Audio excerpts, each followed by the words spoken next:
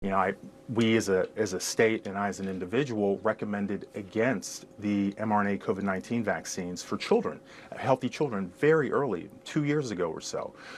And that was the correct decision there. And I've made a series of just, you know, and I'm not alone. It just so happens that most of the people who, you know, have larger microphones tend to align with the American Medical Association and the American Academy of Pediatrics. But we've been right over and over again, because what we've said has been based on data and common sense.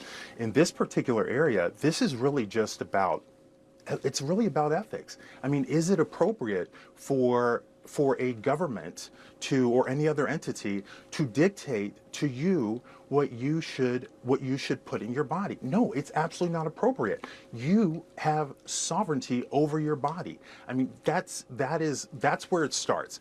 And you should be able to decide what you put in your body. And if you can't decide what you put in your body, I mean, you know, what do you actually, you know, what can you decide? So it really is an issue that is in that domain. I have to say, I'm kind of shocked that you have not done any sort of like projection or data analysis of what this is actually going to literally mean for kids in Florida. But let me just close by saying, I know a veteran of the war in Iraq. He's a big Trump supporter. He's a big MAGA guy. He has a kid who is immunocompromised, who cannot get vaccinated.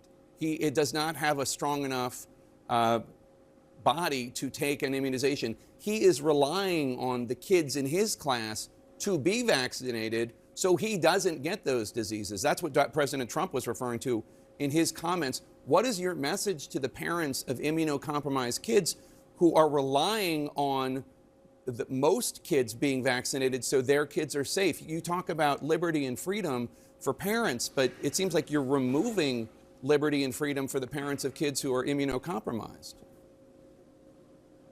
Yeah, I think it's an interesting way to conceive that, to sort of describe that, but I don't think that's a dynamic at all. You know, ultimately, obviously, you know, we're all very sympathetic to children and families who have to deal with chronic illnesses. And, you know, I'm a parent. It's, you know, we care about our kids more than anything. At the same time, it's important to recognize, you know, just the difference between right and wrong. And ultimately, however, you know, whatever the challenges are, and by the way, the challenges for being immunocompromised, I mean, they're really significant, and they extend way beyond just the diseases that we have vaccines for. By the way,